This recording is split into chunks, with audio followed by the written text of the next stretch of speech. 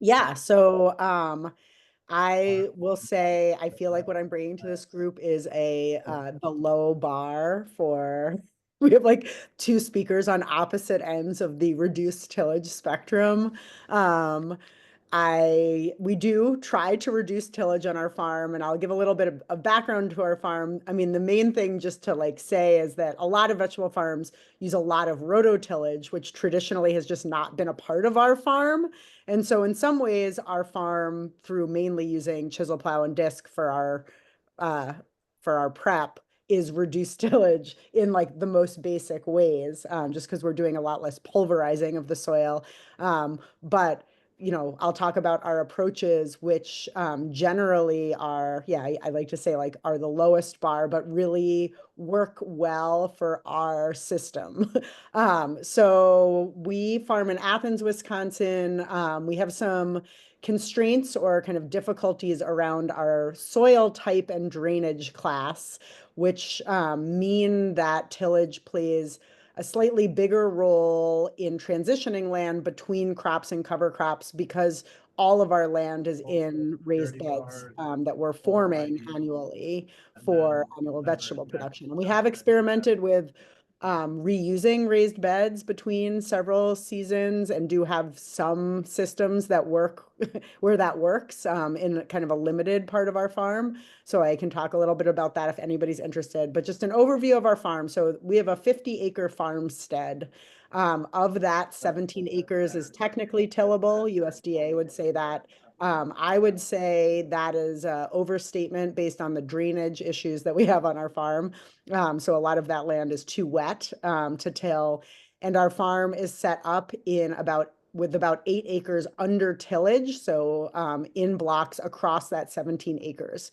And so we have very large headlands as well as about 3.5 to 4 acres in a mixture of perennial crops like orchard, fruit, and beneficial insect habitat that's been planted. But we do have a very large headland space between fields. And so part of our reduction of tillage on a farm level is to have these other spaces. And that's been really important because we do have very poor drainage, especially in the spring. Those areas are really important in terms of being present for water to move and then also to keep soil from moving. We are a fairly flat farm.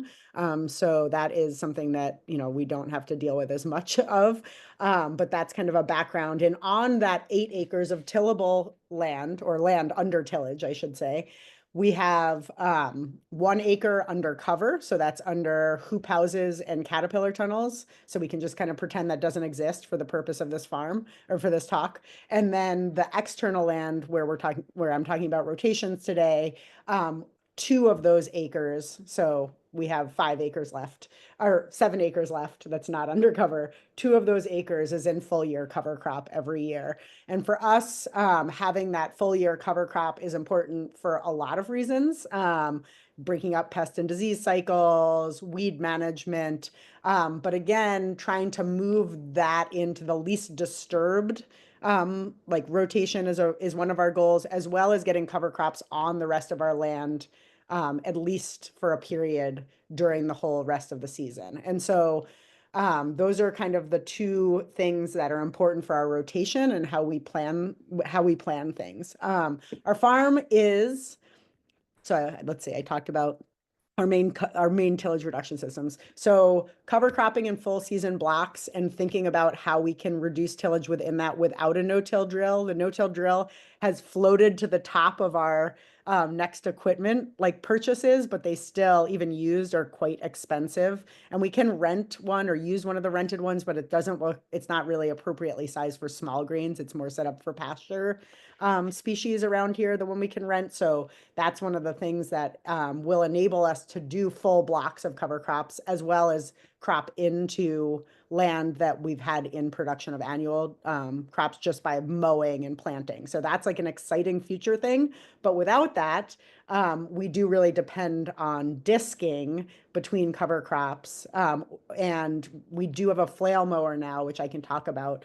a little bit, because that also does allow us to do some direct seeding into specific cover crops, like ones like buckwheat and things that really break down fast. We can't direct seed using a regular seed drill into rye after overwintering that. The other main thing for our farm in terms of reducing our tillage and thinking about rotations is intensification of production, focusing on higher yields. And so one of our goals on the farm is to kind of maintain sales around $100,000 an acre. And if we can do that or push that at all, that means we can pull more land out of production and keep it in full year cover crops. So that's kind of the direction we're heading. It would be really awesome to get to 50-50 as we kind of scale our farm back a little bit, and then move some of the land into like a half of the land in a cover crop, which I think is ideal. I wish we had a little bit more tillable land. I say that after I'm like, I've turned half my land into headlands, but I don't really want to till up any of those headlands. So I'll just say that. I did mention that we have poor drainage, so we have class C drainage, and our water table is very high in parts of the farm, 6 inches under the soil in the spring. And so that really constrains how we can set up rotations on our farm, because our best drained fields are harder emotionally to pull out of production because it means we have to push back our whole planting calendar. So that's another thing that complicates our specific farm. We also have an extremely high commitment to weed management. So I really love like looking at what people are doing with like living aisles and like clover. You're gonna get Lincoln after me, clovers. This stuff gives me like actual heart palpitations because of like I still have had a different farm with a lot of foxtail, and like my life goal is to have no foxtail. And so a lot of the weed management for me becomes difficult, especially because we're not on flat ground. So managing spaces between raised beds well without propagating weeds, to me, has not worked very well when I've experimented with it. That said, I keep experimenting, but it often leads to me tilling things in, which is like the opposite of the goal. And then the other one I mentioned, equipment, but having a no-till drill, I think for us would be a really big game changer in terms of being able to reduce tillage even more. Right now we do disc. We don't chisel plow between crops, but we do disc between an annual vegetable crop and an establishment of a cover crop. So obviously that is tillage, even though it's not deep. Okay, I saw a comment, so I just want to make sure. I'm trying to monitor my notes at the same time, so I'm going to just see if I can. I don't know why it's showing me people. Hold on. To change my view, and then I'll be chat. Where are you? There you are, chat. Okay. Direct seeding into terminated buckwheat. Yes. I mean, I'll just tackle that question right now. Yeah, someone asked if we can rent a no-till drill, and actually the no-till drill is currently living at Red Door Family Farm. I know Tenzin's been on a lot, and that's like 3 miles from our house. But it's really not set up it's set up really well for pasture. And so we are looking at some that are set up better for grain.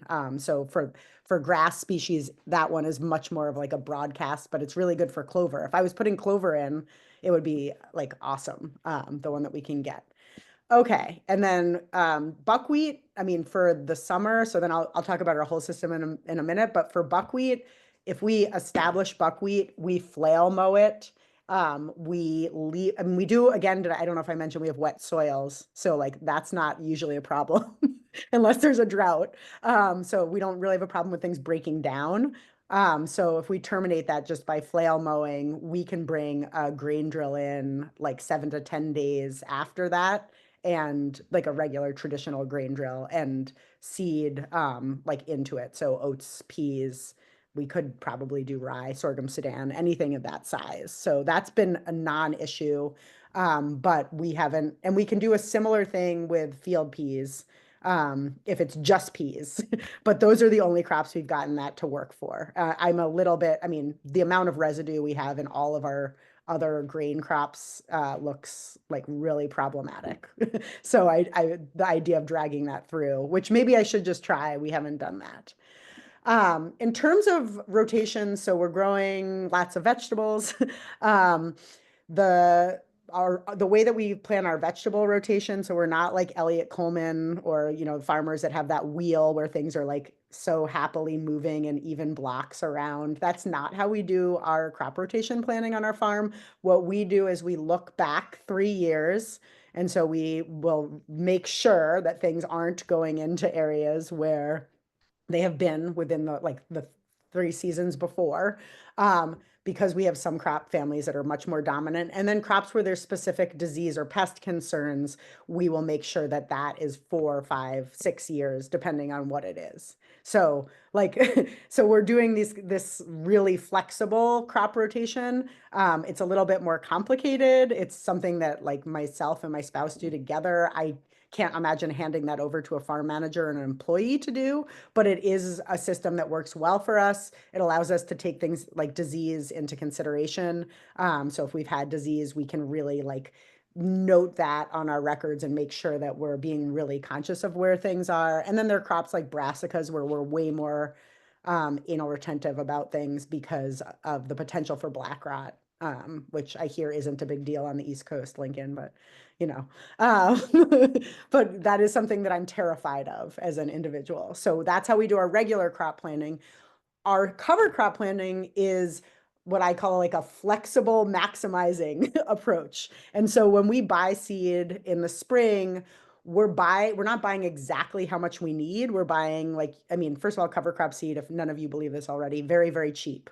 So if you're going to pay for the pallet to get delivered, that like the pallet charge is already like, you might as well fill it or you might as well put more on it. But we order seed in the spring. So basically everything other than rye comes here in the spring. And we do really basic cover crops. So we have field peas, we have buckwheat, we have oats. Those are like our biggest ones. And then we have some sorghum Sudan. It's harder for us to find places for sorghum Sudan because it needs more time and warmth. Um, but those are our main crops. That sounds really exciting. You notice the lack of legumes in that. I just like pretend that that's not a thing for us. And then we have lots of rye, and that's kind of, there's a couple of things that we're experimenting with all the time, but those are our main cover crops. And then our goal is to get the second a crop gets harvested, as long as we have 3 beds next to each other, we can disc and plant a cover crop. And so we are doing like flexible scheduling around that land. The only big deal for us is making sure anything that's going into the full year block for the next year. So we do set that, like what is going to get taken out of production, that we know it can take rye then, and usually land that we have in late season roots and winter squash is going into those like the delayed year off. Not always, but that's like another way that we're doing our cover crop planning. So cover crops are kind of planned, I don't want to say willy-nilly, but our goal is to just get them in. For the full year cover crops, which is its own rotation, right now our main system is rye establishment after crops. It's flail mode, lightly disked. I mean, not very deep, but disked enough for stuff to break down. And then we're planting another cover crop that will winter kill into that.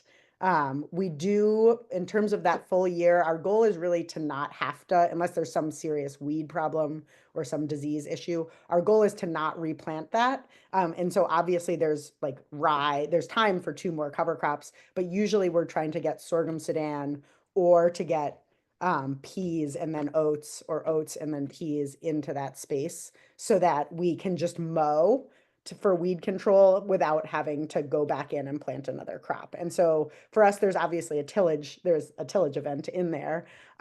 We are looking at the option this year, we're going to try a sorghum Sudan flail mode intensely in the fall into rye for the next spring. So we'll see how nicely it breaks down, because I am under the impression that we will be able to plant directly into that, as long as and then we can plant into rye or oats and peas, but we can plant into something directly in the spring. Okay, what other notes do I have here? The other kind of tillage reduction technique, so I mentioned my fantasy one where we can just go directly into our raised beds, but just assuming that we're disking, is that we're just trying to only really have primary tillage once in the season. So that's not like a huge like goal to meet, right? This is not like taking tillage out of the system, but that's like a parameter that we've set. And same thing with the cover crop. So we used to be like, oh, we want cover crop on 55 or 60% of our land. So we've just like been pushing that forward. And the other thing that's important for being able to accomplish the goals with cover crop establishment for us has been mechanizing harvest so we can get things out of the ground faster. And so that's something that I think is worthwhile pointing out. I know I've talked to Rue about this, but we got a root vegetable harvester, which is a little oversized for our scale, but just being able to get a crop out of the ground extremely fast means that we're able to get a cover crop in 2 or 3 or sometimes 4 weeks earlier, which is the difference between getting one in and not getting one in at all. So I feel like that's all the points that I was focusing on, but just with the cover crop rotation or just planning crop rotations, I think having goals that parameterize like how you make decisions for us is a big thing. And then just saying like, okay, we want cover crop on 80% of the land or whatever goal you're setting, or we want to have this many acres out of production, and then just parameterizing how you make your decisions because it impacts the rest of your planning, obviously. I think that's all. Rue, is there other things that you wanted me to discuss?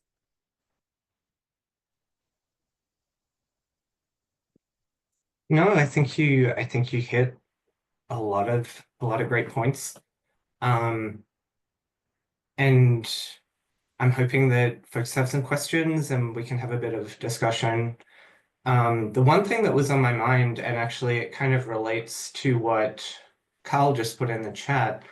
Um, Carl wrote, "Is no-till the goal or soil health and fertility? That is vegetable no-till 100% realistic?" And that kind of is similar to what I was thinking about. We don't need everyone doing like no-till perfectly. We need a lot of people figuring out what is the best approach for their situation and how they can keep their soil as healthy as possible. Yeah, I would say for us, no, I like am always like, we till. We like whenever someone asks me questions, I'm like, no, we use lots of tillage.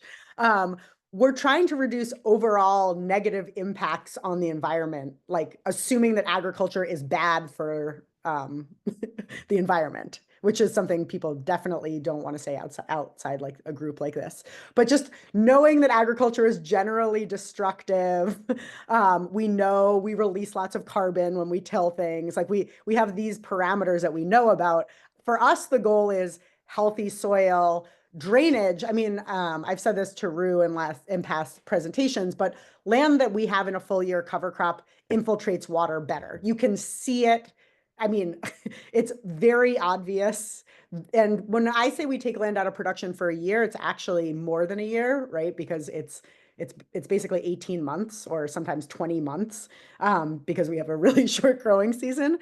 And so like that, it's very clear from our perspective that that is possible. At one point, several years ago, I was trying to ask myself the question like, can we reduce tillage enough that we could ever plant in flat ground? I think it's probably impossible given our like water table situation unless we move to not planting in the spring window at all. But for us, that's always a question. And so yes, first we want reduced tillage for a lot of reasons, but I think for us, water infiltration is a big one. And again, like I don't think I think most people who say they're doing no-till, which we don't have to have this discussion, are using like a power harrow, which to me is like, I mean, I mean, it's not like a non-destructive tool, right? So like a lot of people are using shallow tillage or using, some tillage or intermittent tillage for things. And so I think that's something to bring up. And I think Rue brought up a good point there. I think Kimberly has their hand up. Yeah, hey, this is Alan and Kim LeMay. Thanks for taking time to do this. And Rue, I believe I met you at Marble Seed last year, so it's good to see you again. Quick question for you, Kat. And Yeah. we have a BCS like two-wheel tractor, and like Mhm. when you were talking about disc drilling, how would someone with like a two-wheel tractor do that? I don't think there's an attachment for that. I'm assuming you use probably a full tractor. Yeah, we use a I mean, so I'm not talking about our covered production where we use only a BCS like type tiller and hand tools. Mhm. But we don't disc with a walk behind tractor. And I mean, Earth Tools I know is like the place to go. We have like a raised bed maker that goes behind a BCS, and there are like quite a bit of implements. But I think I mean, I do think that there are small discs. I guess it would be like, what's the overall goal? Like, do you even, depending on what it is, do you even need it? Because if you are on a smaller scale and you can pull things out or flail mow and Yep. tarp them, I mean, I feel like that's usually I mean, Lincoln's going to talk, but that's the other model is like mow and cover. Um, and for us, it's like mow and like disc a little, like just because we can't get soil contact without it. Right. Okay. Yeah. Yeah. Okay. But I don't know of a BCS driven disc, but that doesn't mean that it doesn't exist. Gotcha. Yeah. Yeah. So I'm just curious. Yeah, we worked with Albert Lee Seed last year to do some cover cropping, and I'm just Yeah. like novice, like above Yeah. novice. So like when it comes to knowing this stuff, it's the tip of the iceberg. But most of it was around oats, rye, and radish is what we planted for this year, and then obviously winter termination. So now it's like going into spring and seeing what we have to do here now. So, but Yeah, and I have a feeling there, at least on our land, like anything we overwinter, if we mow it and and it stays out, it's broken down. Like we have cover crops in our field right now. Well, our field's almost out of the snow as of today, but we have cover crops in our field, and everything is dead, dead to the world out there. yeah, So, I mean, not the rye, but like everything else is really broken down. And if we could plant into flat ground, I mean, there would be no issue in going into that, or doing like a very shallow surface till, which a lot of folks use. yeah, yeah. Well, thank you. I appreciate the Yeah. response. Uh, Tom, there's some good BCS question or BCS answers um, in the comments as well. Any other questions or comments? My cat's knocking things off the windowsill right now.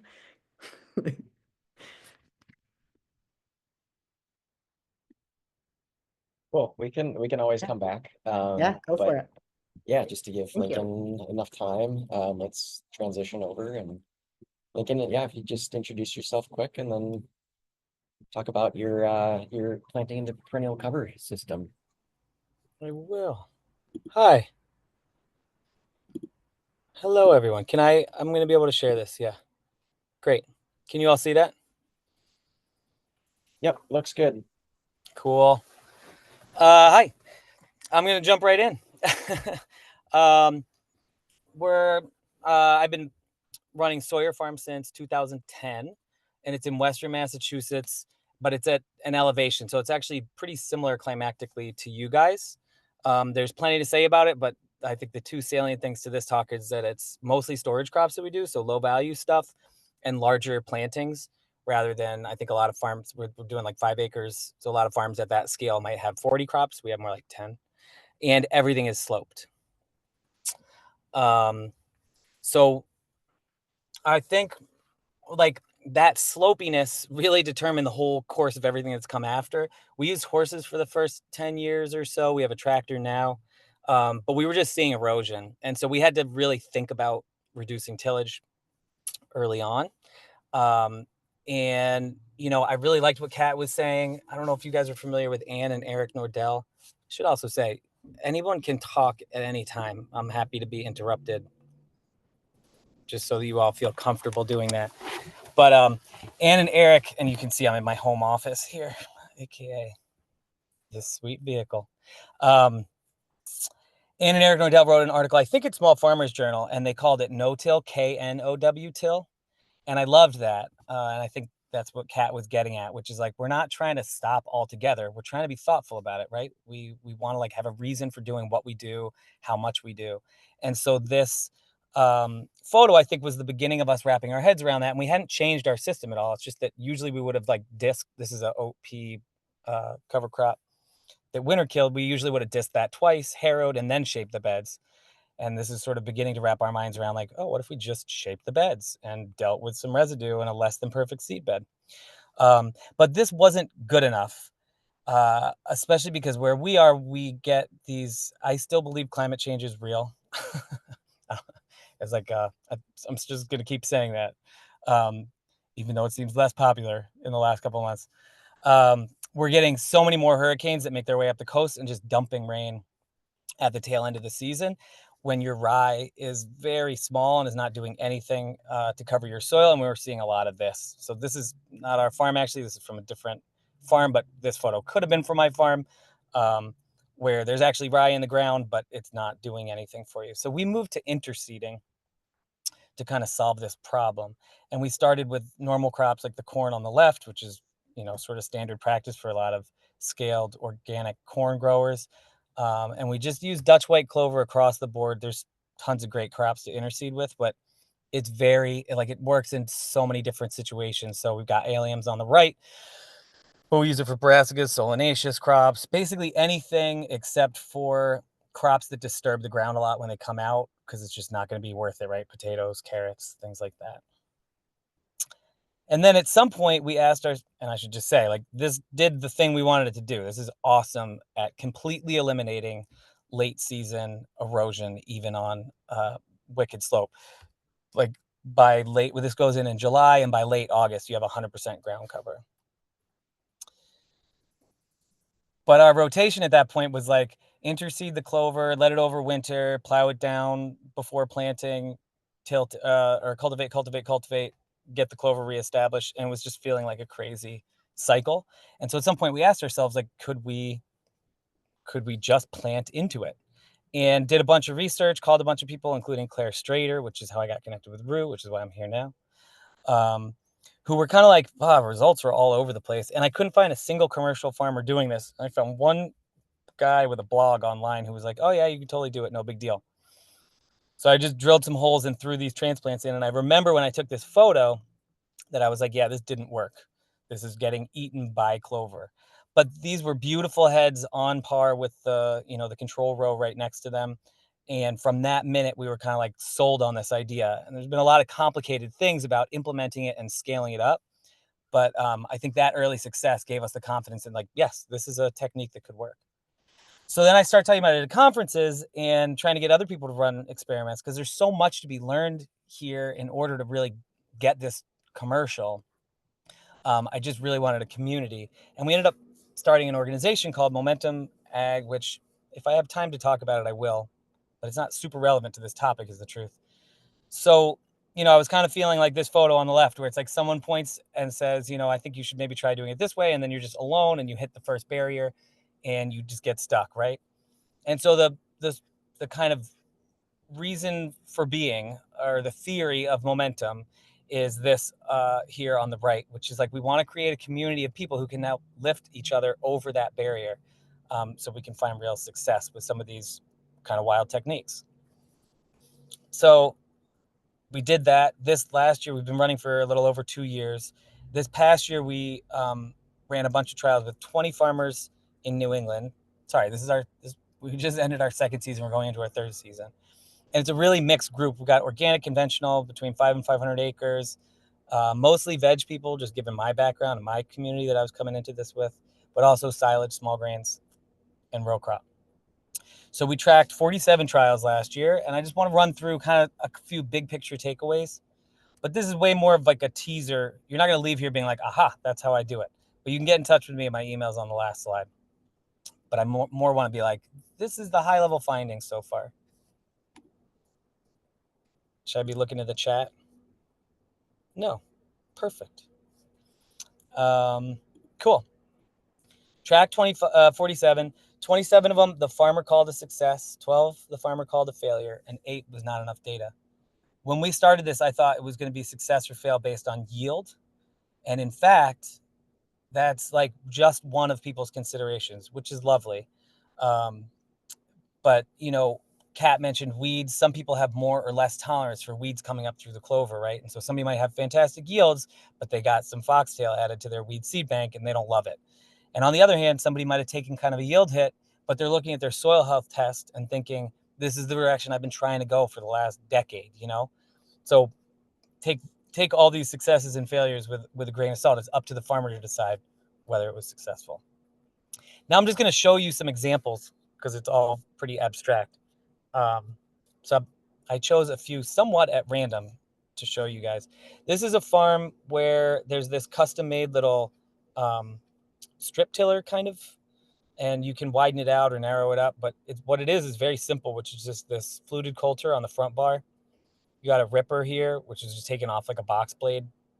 And then you have two rippled coulters or wavy coulters in the rear that are offset from each other a little bit to kind of crumble that zone.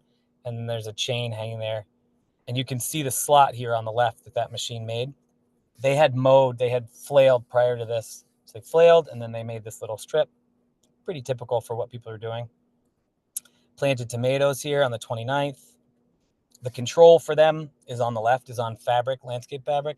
Everybody's control is different. So your control is whatever your normal system at your farm is, because what each individual farmer obviously cares about in the end is like, do I want to replace my existing system with this system? So you have to use your own control. That's their control. We keep going through the season. It's interesting because the just visual contrast on the black against the green makes them look bigger. And so people often, I'm like, if they're freaking out, I'm like, take a measuring stick out there and just see if it is what you think is true, which is that the clover's behind. Just see if it's actually true in real life, because without that visual contrast, it can be confusing. Moving along into July. Looks like they mowed here. And then the photos get less frequent. This is the last one I have, was September 20th with the text, "Clover brings happiness to our fields." The crew really liked, harvesting it was the thing. And so this is their second year with paste tomatoes, a few different varieties.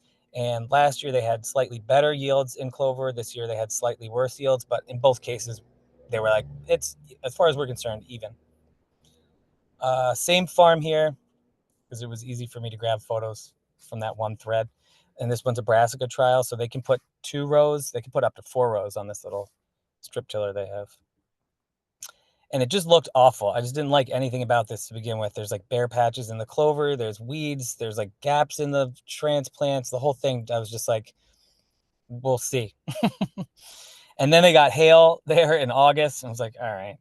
But then a month later, it was looking great. By the end of the season, it looked really fantastic. They had beautiful broccoli and everything else off there. They stopped collecting yield data at some point in the season because it was just so evenly matched. And you guys can imagine how annoying it is, especially like yield data on something like kale, where you go out and you get, you're just trying to fill an order for 50 bunches and then write that, becomes sort of impossible to track. And now I'll show you a failure. This is a different farm. This is a shank here, right, with a coulter in front. So you make a little planting strip, very similar kind of to the last one, a little less sophisticated. And then this farmer can drive straight enough that they can run this two-row transplanter, water wheel transplanter, and actually hit that slot. We have a few farmers who can drive this well. I don't think I could, but this is how they put it in. This is actually photos from a different farm that uses a similar setup, but I liked these photos better. In this particular case, because it was winter squash, it was just a 1-row setup.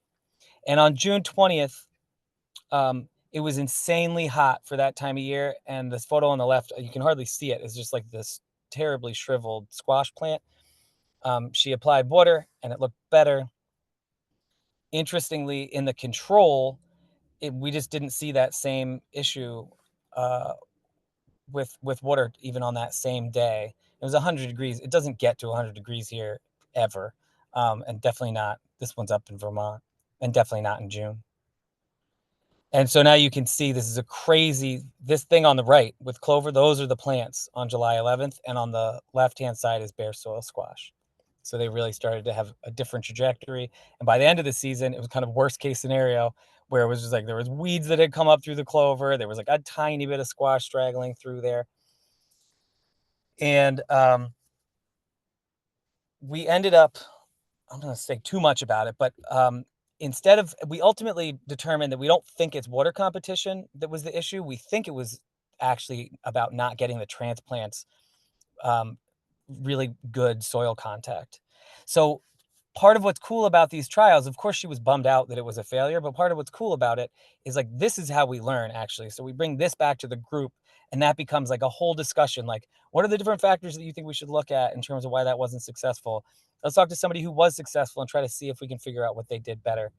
And one of the things that emerged is that we really are using two different, out of, these 20 something farmers, we're really kind of using two different approaches at this point. One is zip, we call it. It's kind of no-till, basically. You're trying to put the crop in with as little disturbance as possible. This is a person who wrote, this is a farm you haven't seen yet, but she wrote, see if you can find the tomato plant. Like when you zip it correctly, you have no idea it's there. And this trial was very successful on the left. And then the other option is really creating a competition-free zone, which is great because it's competition-free, but then you do have to manage that strip for weeds over the course of the rest of the season. So now I'll show you winter squash again that was successful, but in this strip. So it was this was made with a strip tiller, like a real strip tiller, I think, a Remlinger. And then with a cultivating tractor, it was stale bedded a few times in May, planted out on June 3rd.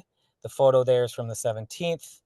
It did very nicely over the course of the season. I don't have enough photos from later in the season, but you can see the control here on the right. It's just weedy. It's all the things. Obviously there's been a pounding rain in there, things that we don't love to see. And ultimately the strips out yielded the control. And from the grower's perspective, what he was most excited about was that there was no hand weeding in the strip till. It's a larger farm. There's a big crew that comes through. And so it's extremely expensive to weed winter squash. So just eliminating that, even without the yield bump, would have made this clearly much more profitable. Are we good so far? Are there any questions? I'm just going to keep going. All right. It's a torrent of information. Sorry.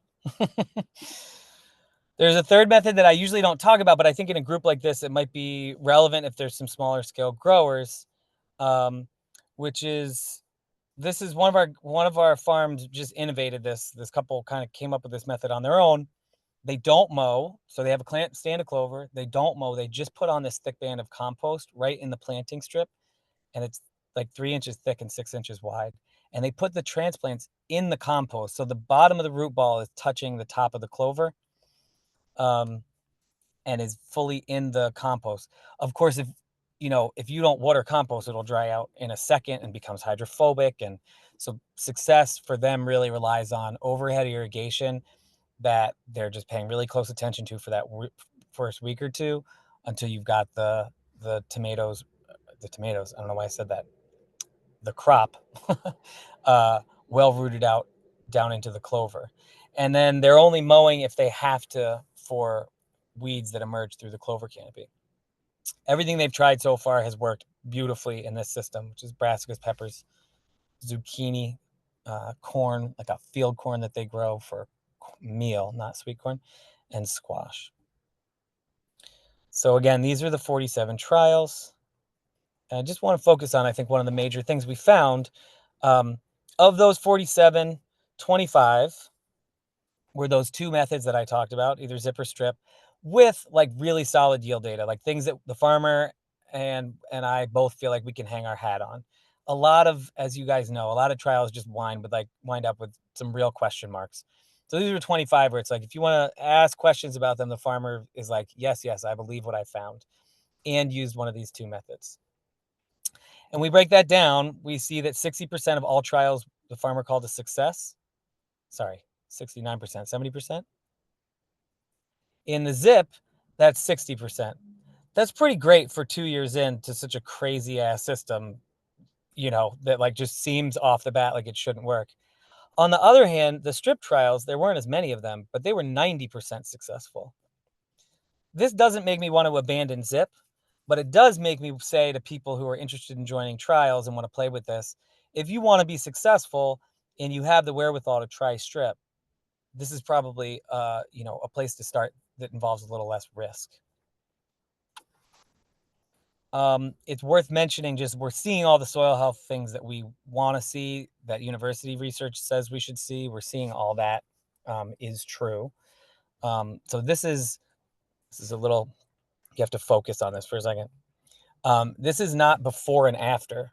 This is clover living mulch plot versus a tilled control at the same point in the season, September or October. So we've run a season like this, and we're seeing, we don't know where they started, but they've diverged. And so this is what it looks like at the end of the season. And this is the percent difference between this and this.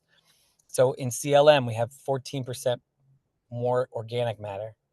That doesn't mean we went from 2% to 16%. It means we went from like 2% to like 2.2%, right? But it's 14% higher. Respiration and aggregation, both kind of biological indicators there are way, way up. Higher protein, much higher calcium. It's worth noting every single test we're getting back, there's a lot more calcium in the clover living mulch. And we don't know if that's because it's less likely to leach out or if it's because it's more bioavailable. It's probably some of both, but it's something to look out for. P is almost always higher, but it really varies. Sometimes it's way higher, sometimes it's a little bit higher. Micros in general are higher, and sulfur is always lower. And we consulted with a lot of people last winter. Sulfur is really important to the nitrogen fixing process for clover. And so clover is actually holding a lot of sulfur in its living material. So if you start with 15 ppms per acre, the clover will eat that 15 ppms. And when you go do your next soil test, you'll have close to zero. I say this is one of the interesting things that we just discovered by looking at enough soil tests. It's like, okay, we really need to increase sulfur. Sometimes boron and iron are higher or lower. Feels complicated, but like we just need to pay attention to micros so we can feed both the cash crop and the clover. And we need to decrease calcium. I didn't do this at my home farm, and like 3 years into this system, I had actually turned my soil basic, which is very hard to do around here. I should have been paying closer attention. So like the way that plays out, this strip squash trial was 3.5 acres. We had an additional 1.5 tons of soil carbon in this compared to the control, which is like not burning 2,000 gallons of gasoline. So this is doing all the soil health work that we want it to do. The aggregation, all this is really happening in the top couple inches. And the clover, Dutch white clover is very shallow rooted. It's part of why we think our cash crop can get under there and operate competition free later in the season. And so an open question is, did we unlock most of these soil health benefits in the first year or two, and we really can't see any, much more gain down here? Or are we going to start to, slowly see that we have increased soil health down at lower layers? I don't know. I'm almost there. Oh, are there things in the chat now? Any of these farmers mowing the clover? Are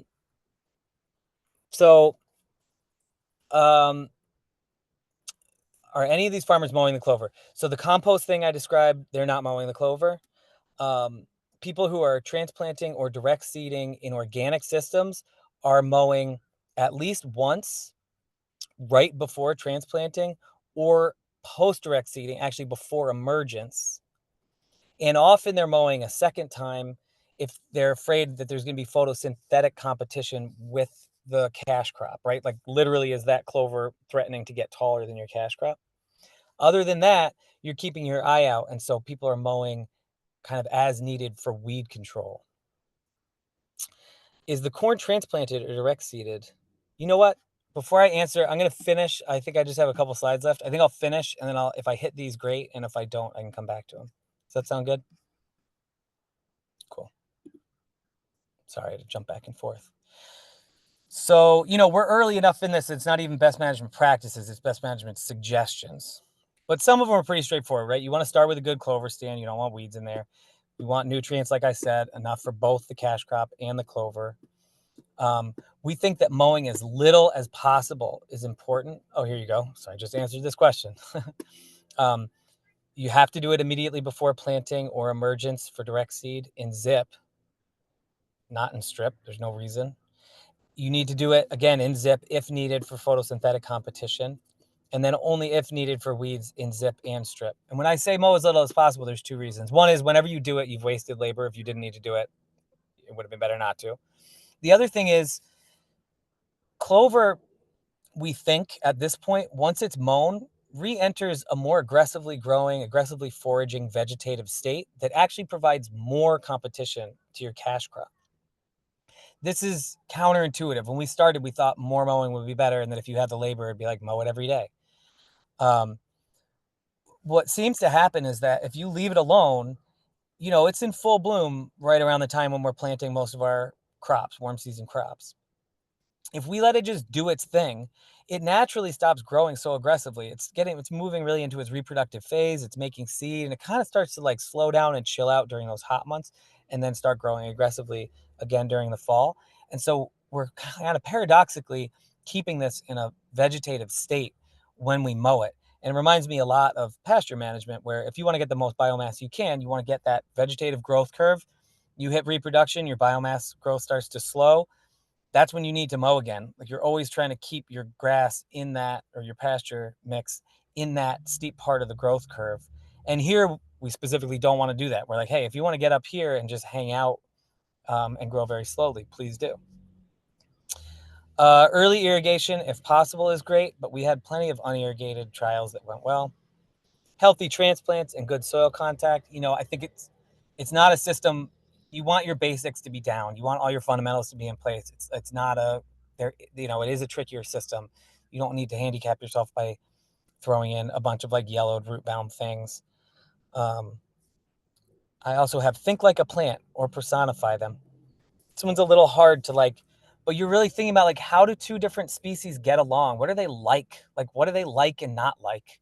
Another theory we have about mowing is that the clover actually feels threatened, and so it wants to sort of grab resources, or the cash crop recognizes that the clover is under threat and maybe it tries to grab resources. Like there's a lot of dynamics between the two of them, and they can have a symbiosis in certain cases, and they can also have an antagonistic relationship in certain cases. And so really trying to think like a plant to understand why that might be happening feels like a big part of figuring this out on your farm. Then, of course, species selection is really important. For zip, tomatoes and brassicas seem to be doing great. Hemp has done well on my farm for 5 years. Beans seem like they do well. For strip, we feel like kind of almost anything can work, as long as the rows are widely spaced enough that you wouldn't just have one big continuous strip, right? You need enough actual clover between your strips in order to make this worthwhile. I got to think like a plant again. And then being curious and patient. I mean, some of this is like just not freaking out. We often see crops in clover get off to a slower start. Barriers is really like variety. We're seeing different varieties of the same species perform differently, and that's endlessly complicated because there's how many hundreds of types of everything. And so it's hard to start to capture that in a trial, but we're definitely seeing differences there. This question of, do you want to minimize your labor by doing a zip style, or do you want to maximize suppression to be safe? It feels like that's up in the air. And then just this season to season variability and farm to farm variability. I put this photo here though, just because it's important to remind ourselves, like we have that variability already and only more so. I show this photo just to be like, my normal farm, this is from my farm, looks like the thing on the right. And for many, many years, I would just be like, well, this is a bummer. I don't want to see that kind of flooding and erosion, but it is what it is. And so we sort of accept the devil we know, and we get freaked out when things don't go right in the clover. But this was 2023, which is just a horrific season. And on the left-hand side, I had put way less labor and way less inputs into that clover, and the soil was ready to grow beautiful crops in 2024. So like, you get the point. And then there's this equipment issue, which is just, in order to really scale this, we still got mechanical transplanting issues, some mowing problems. The organic strip maintenance is totally solvable, but you're there fussing with different attachments to your cultivating tractor. Fertilizer application requires a plan. But of course, the goal here is, that's being held out, is we could reduce labor and increase profitability, and at the same time be eliminating erosion, increasing above and below ground biodiversity, and building soil health. And there's my email. Should I hit those questions real quick? Awesome. Yeah, I'd say go for it. So yeah, Rue asks, is the corn transplanted or direct seeded? Are any crops going in as direct seed? Right. Okay. So yes, crops are going in direct seed. It's definitely, we're seeing more variability in what works and what doesn't. There's a whole body of literature around direct seed, but in a conventional system. So you're spraying up that band of clover, not wide, maybe 8 inches or so, to kill the clover, or at least to set it back, and direct seeding into that. We've had good luck at the farm with direct seeded beans. So we use a no-till, 2-row no-till planter and put in beans. And then when they're about to germinate, we mow the clover and let the beans come up. And we've also had plenty of direct seeded things in like a strip till situation, which, as you can imagine, that's like going into a regular bare soil situation. It's just that they're in the strip is only 12 inches wide. What's the smallest width strip? This is a great question. We had a long conversation about this at our winter meeting. Like, what's the ideal? We feel like we're not seeing much difference over 12 inches. Like, it could be that certain crops, certain fields, certain soils would appreciate a wider strip. But the goal here, of course, is to minimize that strip width so we can maximize the benefit of the clover living mulch. Having said that, I think most people are on this call are organic. You need to think about how you're going to get in there and weed. You need to leave yourself enough room that you can have your cultivating attachments get in and effectively manage that strip. So I think if you game that out, I think that could be a good case for airing more on the side of like 15 inches. And then it has to do too with how, again, tightly are your rows spaced. So if you're doing winter squash, a 24-inch wide strip, if you're 6 foot on center, is still leaving almost all your field in clover, or the majority of it, right?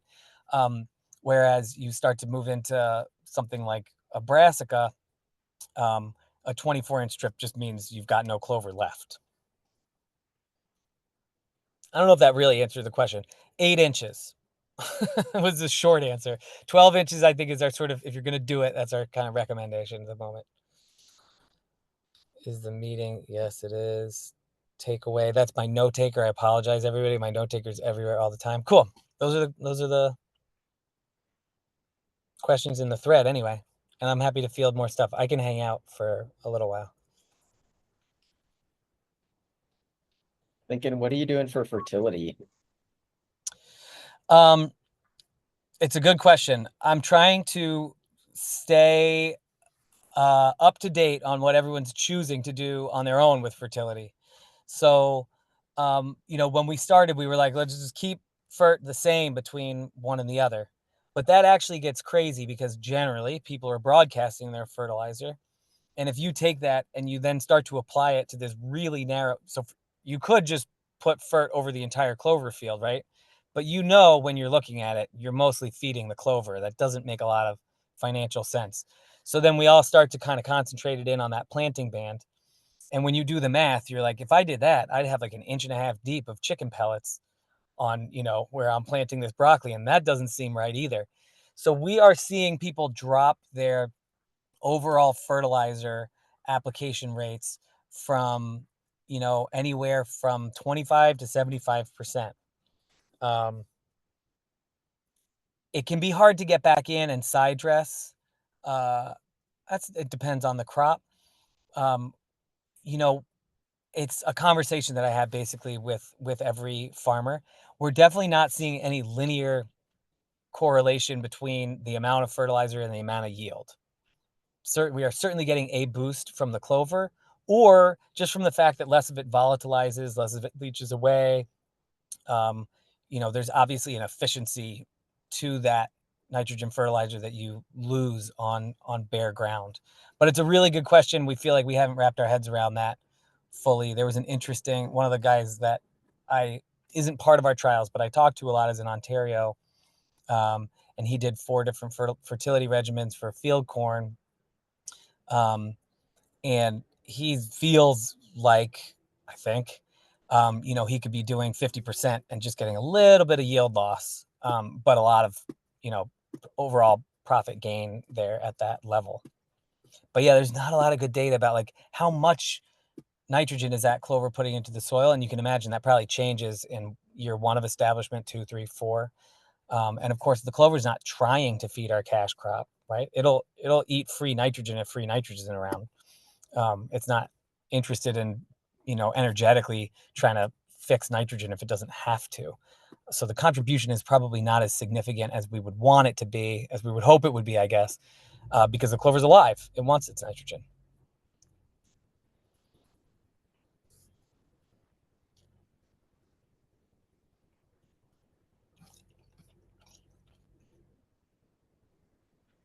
Hey, Lincoln, it's Johnny.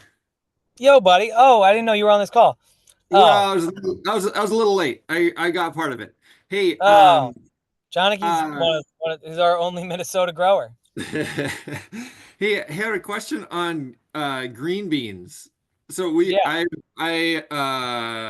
we go over that again. How do people do that? And so you're doing the zip thing like with a no-till planter right into clover. Is that, or am I making that up? that's right. But we've got very few data points, and so I'm not like it works, but we've seen it work. Yeah. We've also seen, that's the interesting one where variety seems to be really important. We had a few different varieties, like the 2 that I'm thinking of, they were just different varieties, and the different varieties perform really differently. But yes, basically don't mow, run Uh-huh. through with a no-till corn planter, Uh-huh.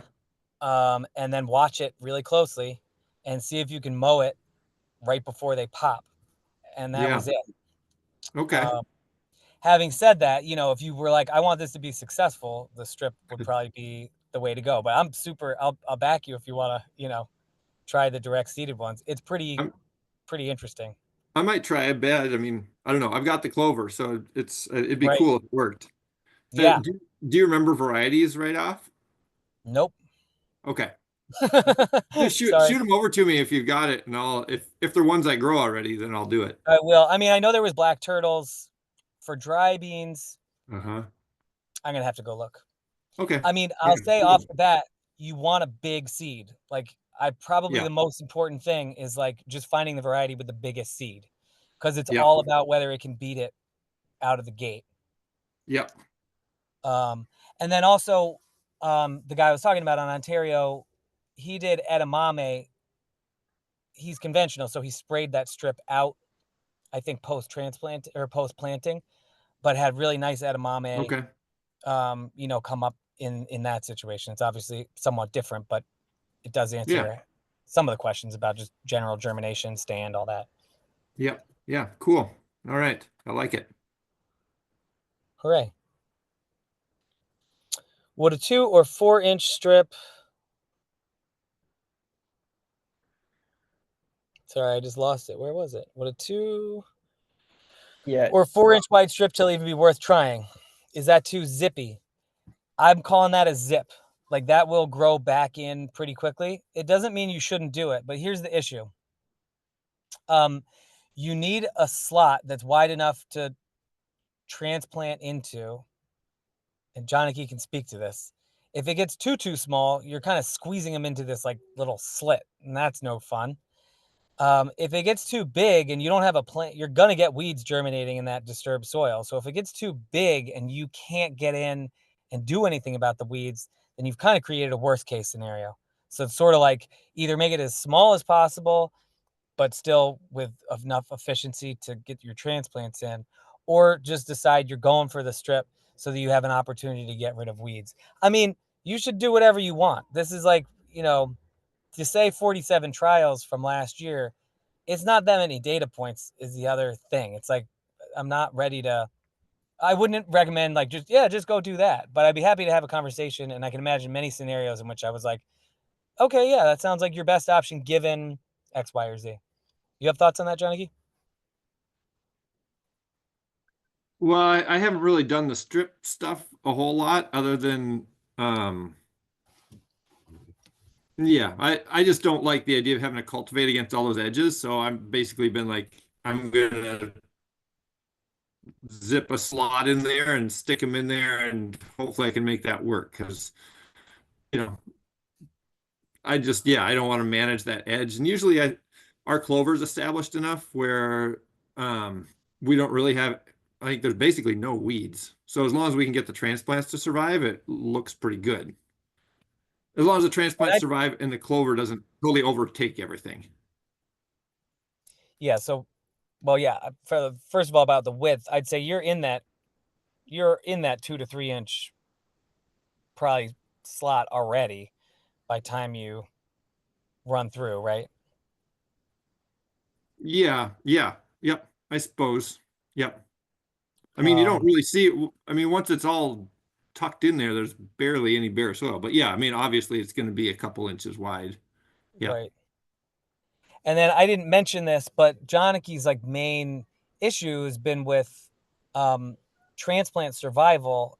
And you've just lost a lot. I think the only other case where that's been an issue is the failed squash trial that I showed you guys, where, I mean, but there we can come up with a pretty obvious reason that we lost a lot of transplants, whereas Johnny and I've logged like a few hours at this point being like, why are we losing these transplants?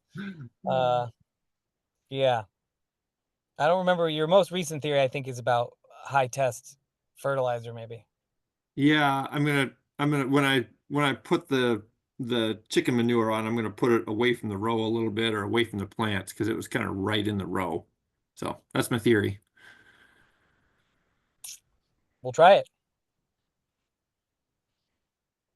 Great. Awesome. Any last questions, Lincoln, or comments? Oh, I should have said, yeah, I mean, I don't have specific funding for your guys' region right now, but the more interest I get, the more compelling it is to, write a grant and make it happen. So I'm happy if you just want to reach out because you want to try your own thing. I'm always happy to, talk with you about kind of what we've learned so far and game it out with you a little bit. Farmers around here make between $2,000 and $10,000 depending on how many trials they do and how complex it is and how much money I can bring to bear with different grants that we put together. And so you can keep that in the back of your head as like the potential for hopping into these trials, and it would be fun to get a few people in your region going on its own little bubble of trials in the next year or two.